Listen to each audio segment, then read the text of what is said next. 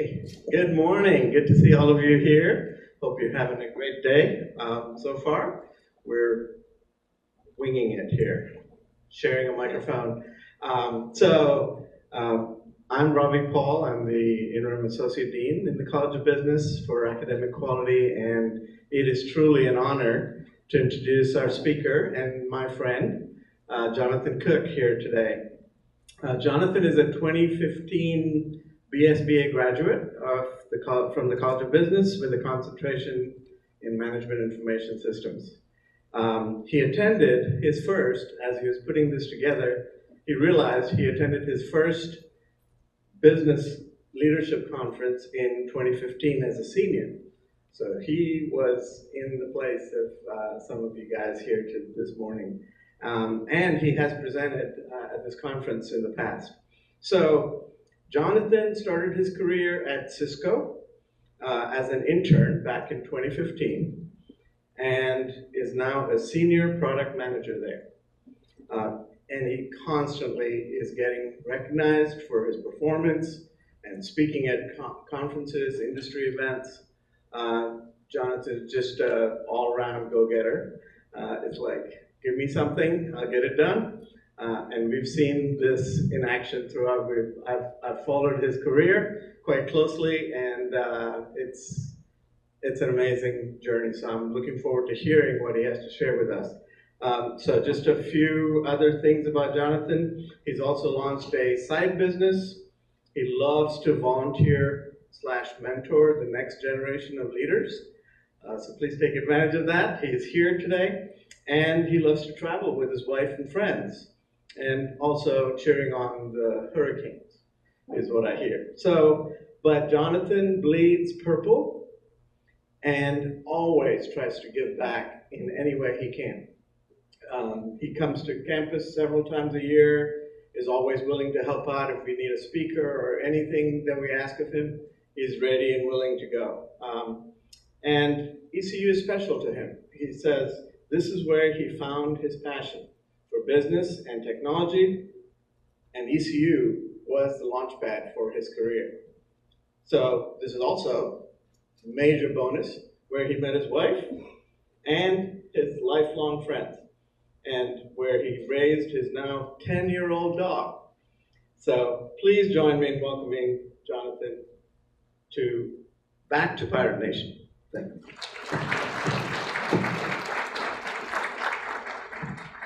Wow, thank you, Dr. Paul, for the kind words. I promise I do have flaws, which we'll go through here, but I'm excited to show how you can succeed early in your career. Sorry, let me get this a little bit higher. Early in your career. So yes, I was a MIS major in 2015, and I've been at Cisco Systems, like Dr. Paul mentioned, since then as an intern, and I've risen my way up to senior management within that organization. And ECU gives you the launch pad to really be successful in your career, but like Matt said in the keynote, you really have to work hard, right? No, there's no shortcut or anything like that. This is the foundation, but it's what you make of it, and that's what we're going to go through here today. But before we go into how you can succeed, my goal is that you guys can come back, or you all can come back in 5 years, 10 years from now, and give even better advice than what I can here today. I want you to succeed even more than me, which is why I'm here. I want to make sure the next generation is better off. So, like Dr. Paul mentioned, a little bit about myself. Me and my wife both graduated here from ECU in 2015. She graduated in 2016. I lived in New York City for 3 or 4 years. I mean, similar to what Matt mentioned, kind of getting out of your comfort zone I highly recommend it. We moved there not knowing anybody, maybe a few people, and that's it. But it was an amazing experience. I now live in Raleigh. That's where I'm based now, and that's where I started my career, but did a 4-year stint in New York City, and that's me in front of the One World Tower, one of my favorite towers in the world. That's my dog. He's Dempsey. He's my son.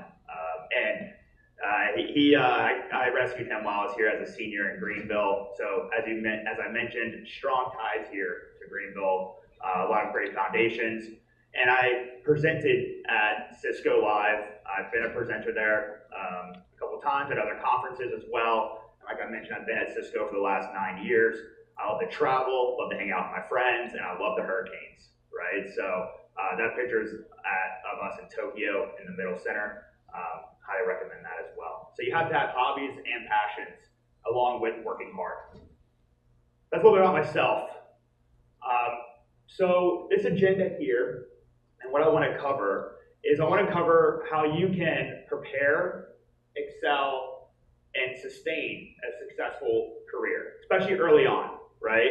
How you can get those promotions, get the increase in salary, be as relevant as possible in your organization, and live the life that you want, right? You want to be able to go travel, you want to be able to do what you want to do, you want to be successful, right? Or else you wouldn't be here. So we're going to talk about what it takes to prepare. Similar to an athlete or a musician, I mean, they don't go up on stage or go to the football game or the basketball game without preparing. They just don't show up and be like, what's the game plan? No one does that that's successful. I'm sure Steph Curry or whoever your favorite athlete is prepares. And you have to do the same to be successful in corporate and in your career, whatever it may be. Now we're going to talk about, after that, how you can excel, put yourself in an environment, the right company, the right management, so that you're in an environment to excel. Then we're also going to talk about how you can, what are the things you need to do to be successful, which is like working hard and other things like that within that environment. And then how can you sustain that?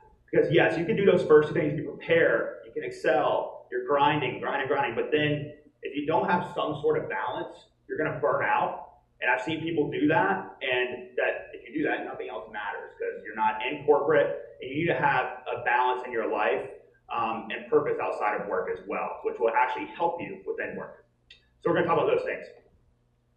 So let's talk about preparing first. So I know some of this might sound rudimentary and basic, but it actually puts you way ahead of your peers if you do these things. So let's talk about daily, weekly, and yearly planning. All right, this is not as difficult as it sounds. It takes hours, maybe minutes to do, and it will put you one step ahead of others. All right. So what I mean by yearly planning is for yearly planning, you need to sit down maybe at the beginning of the year and really just talk about and think through like what are the top 5 or 10 things that you want to accomplish. It can be, hey, I want to, get a job, right? That's one of my goals. Oh, I want to go travel to a new location. It can be professional and personal, whatever it may be. But just jot those down and really use that as a guiding post as well throughout your year. And that takes maybe an hour or two at the beginning of the year. It's nothing crazy. And I have mine. Mine's like travel to 5 or 10 new places, excel at Cisco, launch my new business. Those are just a few, right? Hopefully the Hurricanes win. That's not, whatever. But when it comes to the yearly planning, just 5 or 10 things in bullet form. Nothing crazy. Then I spend, maybe like 30 minutes to an hour every Sunday, right? Really just thinking about, okay, to get to where I want to go at the end of this year, launching my business, excelling in my career, making time for my family. What do I need to get done this week in order to accomplish that? It takes, again, 30 minutes to an hour to do, and I really just note down like 5 or 10 things I want to get done throughout the week. And then I spend maybe 30 minutes the first thing each morning looking at my weekly items that I want to get done, those 5 or 10 things that help me get to my yearly goal. And I jot down the top 5 things I want to get done.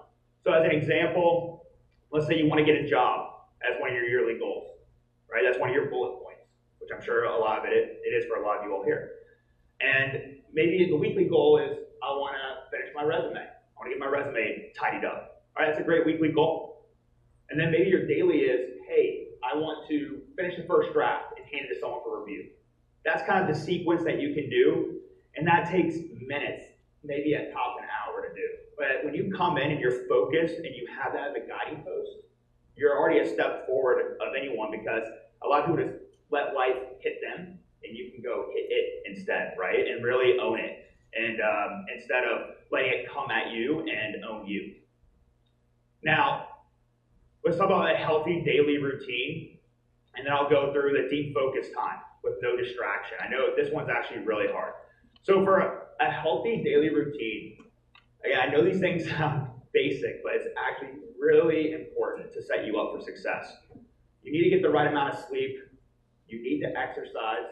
right? That's what I do every day. I get the bare minimum, the foundational amount of sleep that I need. For me, it's 6.5, 7, but other people, it's more. I know people that are 9 or 10. That's completely fine. And then you need to be able to exercise, right? You need to have that, healthy, daily planning habit, like I mentioned. So once you've awakened, you've exercised, you've then done your daily planning. Then I think, the main thing as well is you need to eat healthy throughout the day, right? I mean, I know a lot of people who eat like a greasy breakfast and then maybe a burger or a beer for lunch. That doesn't really set you up for success. Again, you do it on your off days. I drink burgers, or I eat burgers and drink beer, but but not on days where I need to get stuff done, right? You need to have that focus and that rigor. I know it's foundational, but it's very important because I get very bogged down if I have a very bad healthy routine. I don't get enough sleep. I don't exercise. I don't plan my day. I don't eat healthy. Like, it's similar to an athlete, similar to a musician. You can only imagine. It's the same thing, right? They're not going to perform their best. Deep focus time. I think this one's one of the most ultimate game changers, actually. When it comes to deep focus time, making sure that for your top 2 or 3 items that you have on your daily to-do list, right, whether that's the resume, finish that draft resume, you need to carve out an hour and a half of deep focus time to get that done. I know it's very difficult, and many of you will be like rolling your eyes at me maybe, but putting your phone away, not checking Instagram or TikTok, Snapchat, the group chat. I know there's so many tempting things out there, but as soon as you focus and you complete the task within that hour and a half with deep focus and no distraction, you'll get it done at a higher quality and actually quicker. Because if you maybe try to do your resume, you spend 15 minutes and then you get lost in a group chat for 15 minutes, you come back for 10, you just don't do it as high of quality and you can't get as much done. So really put aside, I would say, an hour and a half for your top couple tasks, right? If it's through the resume, if it's then maybe the network, or think about how you want to network throughout the day. Really set aside a couple of hours to do that with deep focus, all right? Try not to be distracted. Okay.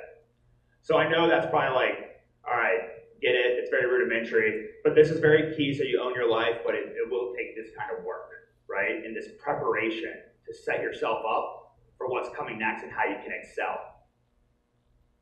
So let's hop right into the excel. The first part, and this is when I mentor the next generation of talent, this is one of the main points I hone in on, is you need to put yourself in the right environment. All right, so you can prepare, right? You have your daily, your yearly, your weekly planning, great. You're eating right, you're sleeping, you're ready for the day, you're ready for your week and your year. But if you're not in the right environment, you're not going to succeed as much as you can, right? So the first thing that I always mention is you need to deliver, but the main thing is, and we're going to talk about more about delivering, what that means, you need to deliver and execute for your manager, but you need to do it for the right manager, right? The manager, for me, is the biggest unlock that I've had in my career. And for example, like you maybe double my compensation, my salary. If your manager is in your corner, your career is going to go on a more of a rocket ship, right? So when you're interviewing, or I know sometimes you can't be picky with the first job. I think you should, right? I think Pirate Nation should have multiple offers and opportunities, right? Really understand who's your manager going to be, all right? Because I had great management going into Cisco, and I probably wouldn't be standing here. Maybe I would, maybe in a few years later or so, if I didn't have them to catapult me, give me the right opportunities. But I had to deliver for them, right? You can't just show up and be like, oh, I have a great manager. You have to deliver for them, and then they're going to recognize you and really promote you in your career and give you those promotions, all right? Whereas a manager that you're not quite aligned with, or is kind of like a fixed manager, it's like you have to put in your 5 years before I look to promote you, is not the right manager for you. And they can box you in. So please, know who your manager is. I would highly recommend that.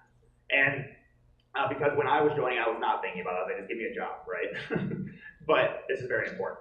Now, the next thing is joining the right organization within the right company. All right? So is your company, I'll start with the company part first. Is the company doing layoffs or are they growing? Right? Do a little bit of research about your company. I mean, I'm sure if you're applying, there's a job opening, but is it growing or is it not? Is the stock price going up or is it going down? What are people saying about the company from a culture standpoint, right?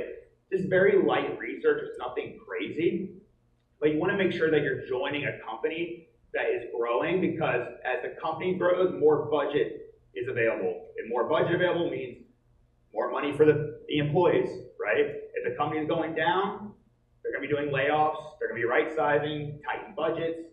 So even if you're a high performer, it will even hinder your growth because of that, okay? But I would still say to really make sure that the most key thing when you're joining a company is the right manager and to deliver for that person, all right? And then the next thing would be maybe doing some light research on the company and if the company is growing or not. All right. So bear with me here, it's like 6 or 7 bullet points here. I know bullet points are kind of boring, but it's very key, something I think you can refer to. So that's why I did it this way.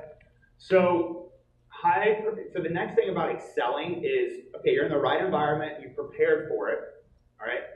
Now, what can you do to have high performance in that environment and be a high performer? Because if you're a high performer, I'm sorry to relay everything, salaries and everything, I get it, but you know, it's nice to have a good salary and have good benefits and be able to do what you want to do with your life. So you really have that high performance and trust to be able to get that. You need to execute consistently. That's the most critical thing when you join a company. The first thing, when you first come out as a new grad, they're going to be like, hey, can you do X, Y, Z, 1, 2, 3? I mean, not like that, obviously, but like specific items for you to do. They're not going to give you something crazy difficult, but something that is, you know, how can this person perform? And your job is to go in there and, you know, I was going to say kick ass, but really do it with high reliability and accountability over and over again. So if they give you one task, do it and do it quickly. Get it done. Then they're going to, when you come back to them, they're going to give you the next task. Get it done. Be that reliable person. Don't be the person that they're like, oh, like, I don't know, you know, John's going to get it done. Let's see if someone else can get it done. Because that's, I mean, you're going to get washed over in the organization that way. You're going to be average, and you don't want to be average if you're not reliable. Accountability, what I mean by that is for accountability, you want to be the person that owns the problem. This is actually a big one. Because a lot of people, when something comes their way, they're like, that's not my job. Someone else take care of it, right? Figure it out, someone else. But don't be that person. Either be the person that says, yes, it is my job, I'm going to own it, I'll be your person and get it done. Or, hey, it's not my job, but here's the right person. You know, right handoff, okay? Don't be the person that pushes off work and doesn't take ownership, and don't be the person that doesn't deliver. That's the most critical thing, or else you will never advance higher than entry level. So get it done, the job, and do it consistently. The next thing is high sense of urgency. So for urgency, you need to get it done. It's kind of similar to the execution with high reliability. You need to get it done quickly. If your boss is like, hey, you get this X, Y, Z, 1, 2, 3 thing done as quickly as possible, this report, this analysis, whatever it may be, right? If he says by end of week, but you can get it done in a day, get it done in a day. Don't be lazy, right? Because then as soon as you come in and you get it done as quickly as possible and you beat expectations, that's when they're going to, okay, next thing, and you're going to just compound growth way quicker than your peers. All right, that's what I did, right? So you need to have almost a maniacal sense of urgency, like a chip on your shoulder. I always joke around with my friend or my family, like I treat every day like I'm the 6th round draft pick or the last pick in the NFL draft, right? Because I want to come in with something to prove. You know, that's the attitude you want to have, not that you're entitled. Again, you have a great degree from a great university. You don't come in entitled, because then you will be with the average person. If you have every employer that you ask is looking for someone to actually get stuff done and quickly. So this will set yourself apart very quickly.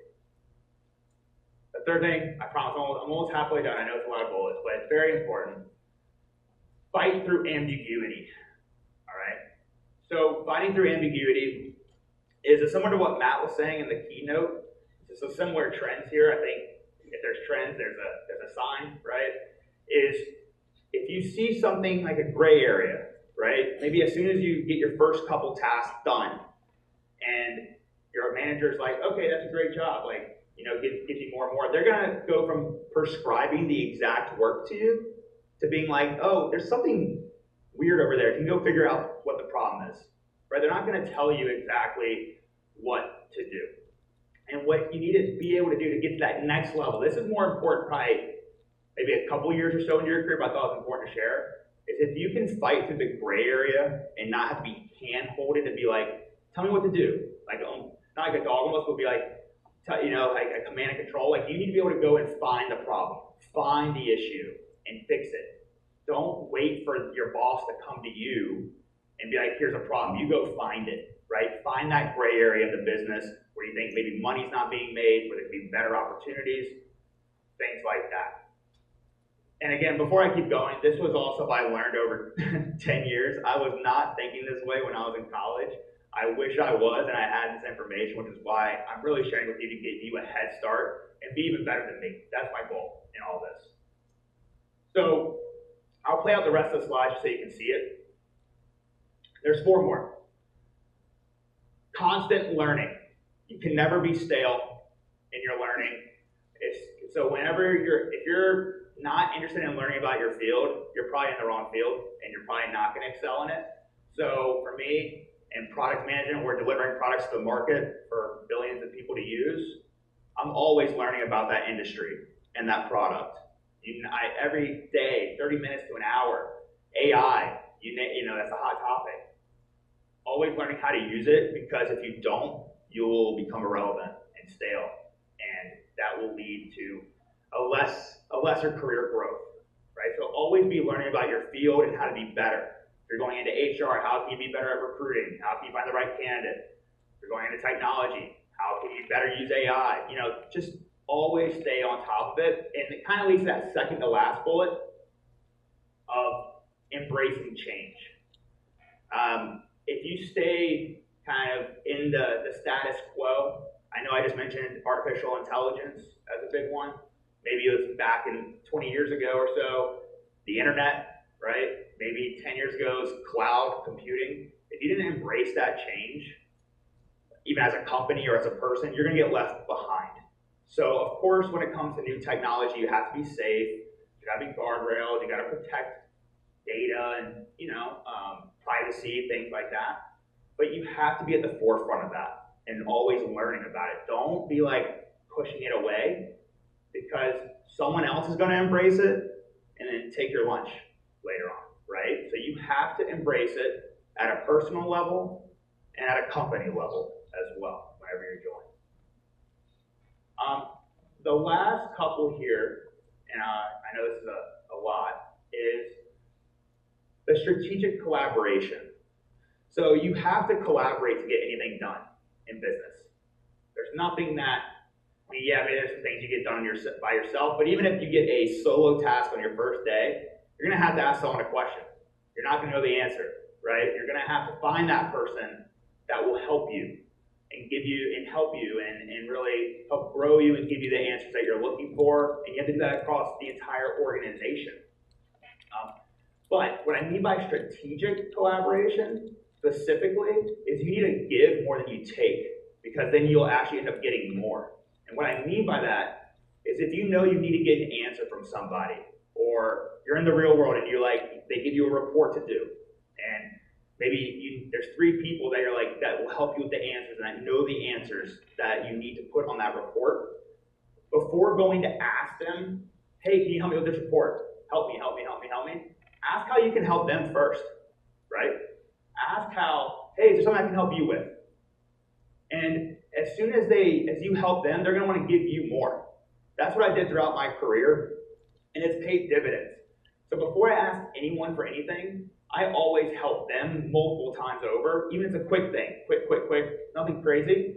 But then when I really need their help, they're gonna set aside the time, they're gonna help you, and that's what really will help propel you ahead of others, is if you know how to collaborate and get the answers from people that you need, but you're gonna have to give a little bit more than you receive, but then you will receive more. I know it's like kind of an oxymoron, but it's very important. Don't be that person that expects people to give you answers and give you things. You need to give too. And then the last thing, I know you have to work. there's no shortcut. Similar to what Matt was saying, I know I'm referring to him a lot, but even in the early career to 20, 30 years into his career, right? It's the same. First in, last out. All right? Like, I did that for years. First one in, last one out. Kind of with that sense of urgency, right? You want to execute. You want to fight through that ambiguity, and you're really passionate about what you're doing. It's not going to seem like that, but you're going to have to work hard. And it shouldn't feel like you're working like, you're taking time from other things. You will need to sustain this, which we'll talk about in the next few slides. You need to have some sort of balance, but you're going to have to work hard. There's no shortcut here or handout, right? You have the right foundation here, but life is what you make it. Right? You need to work hard and do these things to be in a high performance and be a high performing individual in the organization. Okay. So, sustain. I think I'm doing pretty good on time. I want to leave time for questions too. Maybe I'll do that at the end, but this is one of the last pieces here. If you need to take care of yourself off the court, so you don't burn out. I know you're like, why did you just put this word on a slide and more bullets? But this is the one message I wanted you to leave you with. Like, you saw my original slide. Yes, I've probably worked, especially early in my career, 60, 65 hours a week. Maybe I'd probably still do that, honestly. But there's still plenty of other hours to balance and do other things that are really meaningful to you. You don't have to work like that crazy of hours, maybe just a little bit more. You need to work more than 40 hours to be successful, to be ahead of your peers. But you need to take care of yourself off the court. What I do is I have hobbies, I travel, I take all my PTO days. Don't be that person that doesn't take your vacation, because you will burn out. I've seen that from people, and they were getting ahead initially, but now in the long haul, the people that take care of themselves are going to be ahead in 7, 10 years outside of your career. So I have hobbies, I travel, I take all my vacation days, definitely take your vacation, like I mentioned. I try new restaurants, I go to Carolina Hurricanes games, I exercise, I sleep, right? And I make time for my family and friends. And you can do that even with working hard. You'll have a little bit less time you have to prioritize effectively, but you have to take care of yourself. Please don't let your health get in the way. I wanted to leave you with that. Don't be like on the hamster wheel and you wake up in your late 20s and you have diabetes, right? Or something like that, or a health condition, right? You want to be healthy, and you will be able to then excel in your career as well. Or maybe a heart condition, whatever it may be, just from not taking care of yourself. So please do that, and you'll be ahead. So I know I wanted to leave time for questions and dialogue, so I didn't want to overshare crazy amount of information, but this is one of the things I really wanted to leave you all with, all right, is prepare. So when you go into the workforce, make sure you're prepared. Do your yearly, weekly, daily planning. It doesn't take that long. The things I'm talking about do not take long to do. Treat yourself good. Be healthy. Right? Have deep focus time. Don't be on Instagram while you're working with your phone up with the Twitter feed going on, right? Or X, right? That's going to distract you. Be focused on your top task at hand, because then you'll get them done quicker and you'll get more time on the back end, right? So be focused and be prepared for that. Put yourself in an environment to excel, all right? Put yourself in the right manager. Please talk to your manager before you take a job. Make sure you're aligned if you have multiple opportunities. Do some research on your company and the organization you're going into. You want to be in a higher growth part of the business or in a higher growth company, because then they're going to promote you more. You're going to have more money for that, right? Then you need to do the things I mentioned to really be a high performer in that environment. Because with all those mixed together, you will be a high performer in a high functioning environment, and you'll be well prepared. Then afterwards, sustain yourself. Do not burn out. Treat yourself good. Make sure you get that rest and that R&R that you well deserve, right? And no one questions me when I take a vacation. No one questions me that I'm here today because I'm always prepared. I'm a high performer in that trust environment. Same with my peers. I have a lot of peers that are in these buckets too. And no one will question you if you take your time off because you deserve it, right? So some final messages here. This is a lifelong journey. It is. I've been 10 years. I'm not perfect at all these things either right now. Right? I'm still working on a few of them myself. Please give yourself some leeway. Just take steps at a time. Maybe in the next couple months, really just try to maybe start planning your year, right? Maybe that's one thing you want to do. Maybe in 6 months after that, you start maybe executing reliably. You really have a higher sense of urgency, right? Or maybe when you're interviewing, you do that, you put yourself in that right environment, right? Really look at the right manager, the right company. Don't try to do all these things at once, is what I'm trying to tell you. It's a lifelong journey, and I'm only 9 years into it. Yes, you just need to take it a day and a step at a time. And then life is what you make it. I mean, similar to, I think, Matt and the other talkers, like I was not a standout student, I would say. I mean, I was pretty average in undergrad going into junior year. Then I joined the MIS department. I became a little bit better than average, but I bet Dr. Paul wouldn't say I was like the best student or anything. But then I really hunkered down towards the very end of my college career and took these principles into the workplace and excelled. So I can do it, anyone can do it, really. That's a fact. And I want you all to be better than me and to really succeed in that. If you do these things, you'll be on the right track. So I want to say thank you for your time. I don't know how much time we have left for questions. I mean, I don't know how much time. Yeah. 11:32. So yes, I just wanted to leave some 10, 15 minutes or so for questions. Yes. How old is my dog? That's gonna be my age away. Yes, he's 10. So yes, I've been in the workforce for 9.5, 10 years now. And I got him here my senior year. And he is truly my son. I mean, my wife's son, yes. So.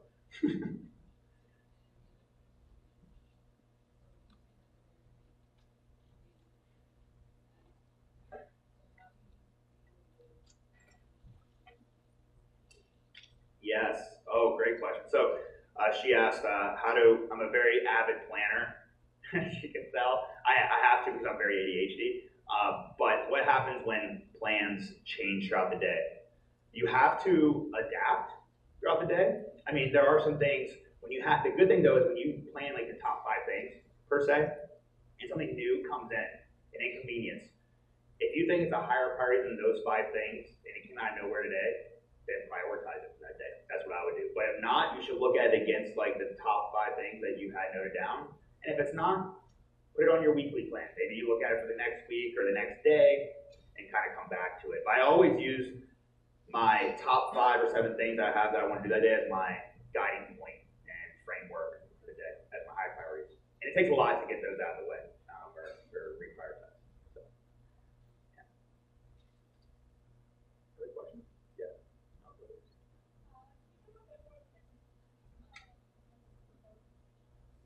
Yes, I did skip over that a little bit. So she asked, how can I go over companies versus organizations? Yes. So, wow, I didn't realize how many things I clicked. Okay. So I'll give you an example here.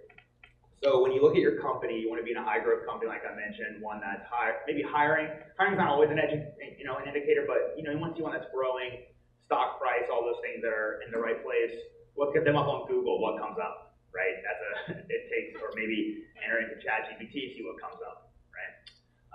And if it's positive, that's good, and just read the pros and cons. Now, within a company, there's multiple organizations, right? It's not, you have one company, maybe you have like an IT department to keep it simple. You have maybe a product department, you have an HR department, whatever it may be. And I'm gonna take product because that's what I'm in.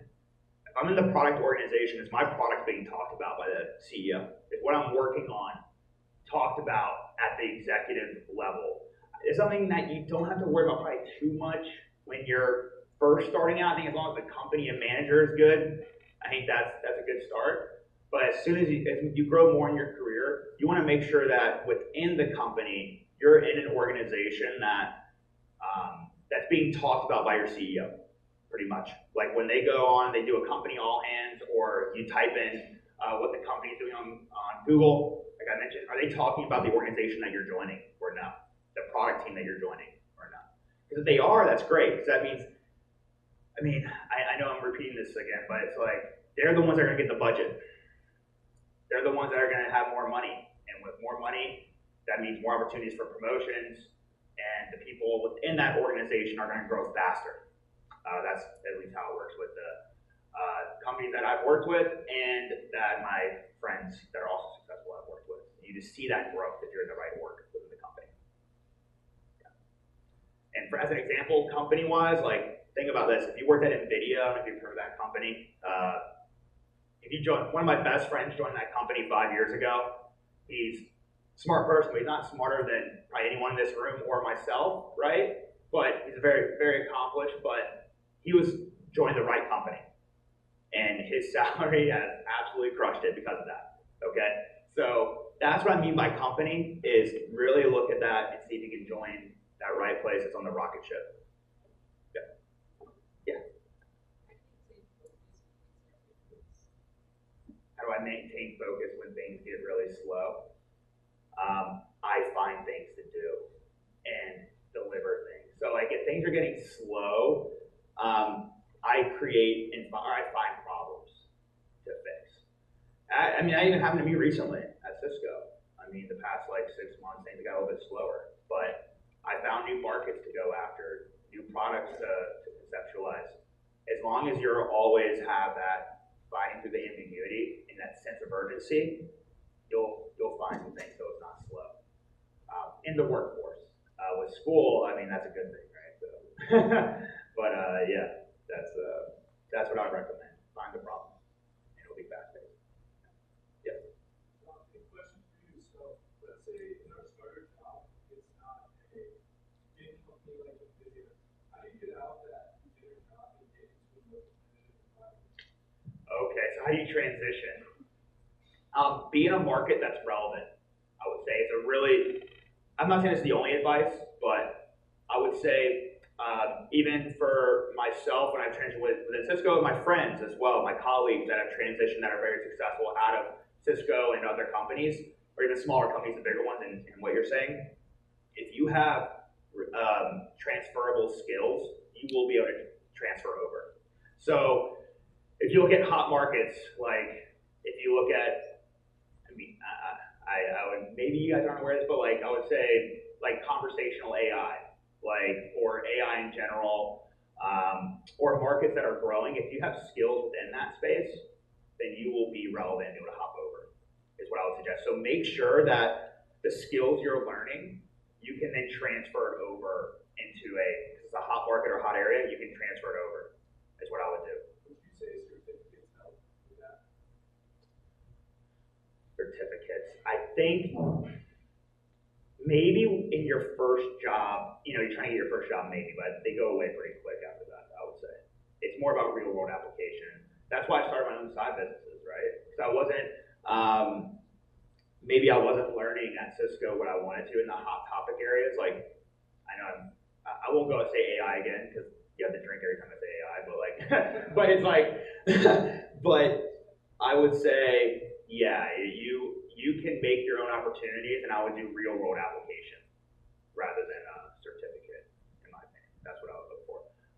Speaking, getting more practice, or launching your own business with your friends, right? Your own side projects, getting your hands dirty, be able to speak to that. Honestly, doing the project in the MIS department was super helpful. We actually went to a real life business, improved their technology to speak to that. So getting that type of experience in those hot markets like AI right now, you can transfer over pretty easily.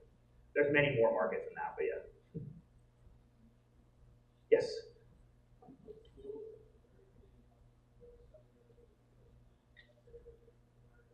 Yeah. Oh man, entrepreneurship. It's it's a pain. It's a grind. I would say as an entrepreneur, and the grit, it just increases that quite a bit, because at a large company, you have people around you, like marketing people, you have the finance people, you have everyone there to help you, and you can just focus on your job, which is very important because it goes to millions and millions of people. But as an entrepreneur, you gotta do everything. And you have to fight through challenges and competition, and it's a really big grit game at that point. Because I'll tell you this, like when we first started our product in our company, I would say the idea has evolved like 20 times since then. Because you just hit doors, you hit doors, you hit doors, and then finally one opens. So that's the one where it's corporate for me. It just came more naturally working at a big company. You have all the resources at your disposal. And when you have that, you can just crush it because you have that at your disposal. But an entrepreneur, you do not. And you have to figure it out and go through all those closed doors, is what I would say. So I respect entrepreneurs for sure. Like it's a very difficult field, and requires high grit. But it's a high reward and satisfaction for sure. Yes, I'll forward it. Yeah. Yeah.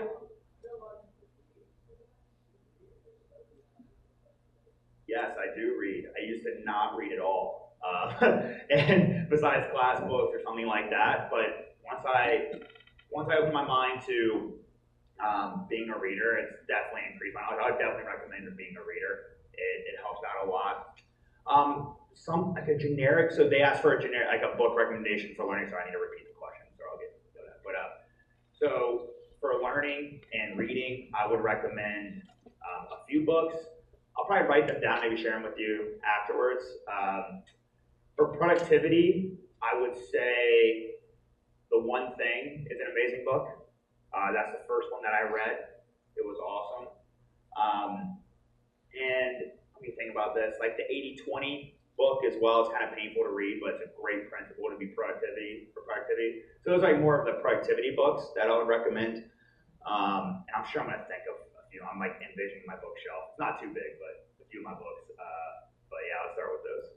Because a lot of my other ones are more like product focused, so it's, unless you're in the field, you wouldn't want to read those. But yeah, those are probably the first two that are generic. Yeah, but I definitely recommend reading. It's a great thing to do. Yep. Yes, one more. Yeah.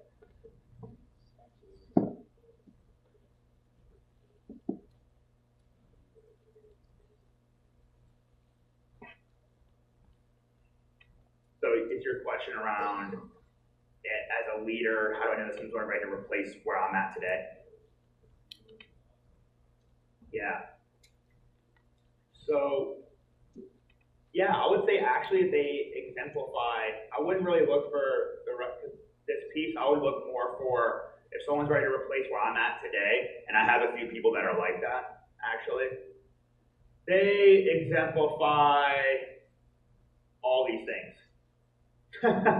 No joke, literally, but they do. Like I'm actually trying to, we're gonna bring a few people over into my team right now, and they exemplify all these things and maybe plus some. So as soon as you kind of get to this state, I would recommend it for someone to replace me and get to that point, and I feel confident leading them as well.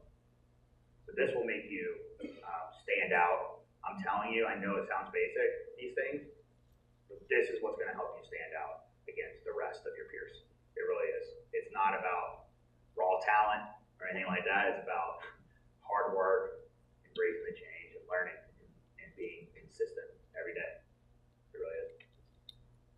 Thank you so much. Thank you.